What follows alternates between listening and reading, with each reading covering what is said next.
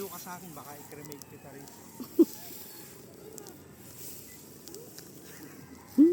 Takin mo.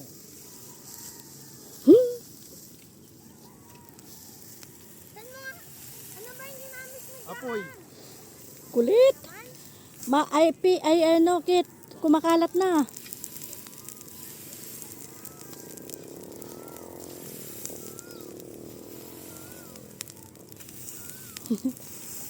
Pagka si Kit-Kit napunta sa ano yung nasusunog, kalmado pa rin siya eh. Ayan, si Kit-Kit, kalmado. Pagka po kasi nagpanik ka, lalong ang ano, kumakapag-kumain. Kainat. Ayan na, ayan na. Kala ko ba kalmado ka?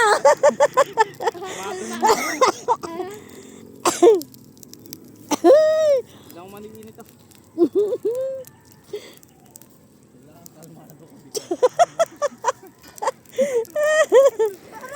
Ay!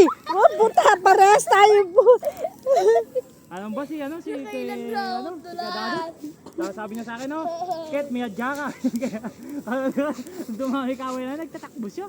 Walang kuya Dado. Malapit ka ng ganun eh.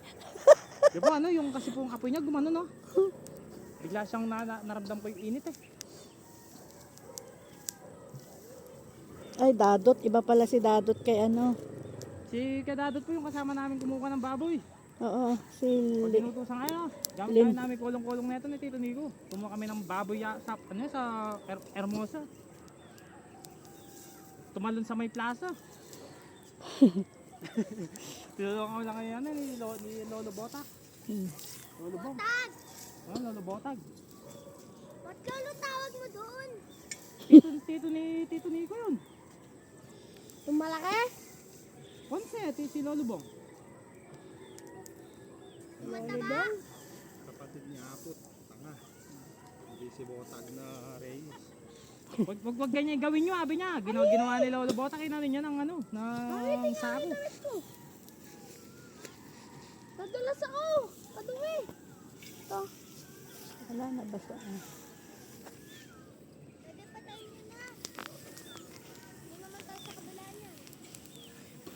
Hindi ako pumaparag. Dapat beach walk talaga. Lola, pagtatay na yung kahoy ko! Sinunog na ni Kit-Kit. Na! Sinunog ni Kit-Kit. Andito ah. Ayun. Naku, kasugit ang ayun. Walk out.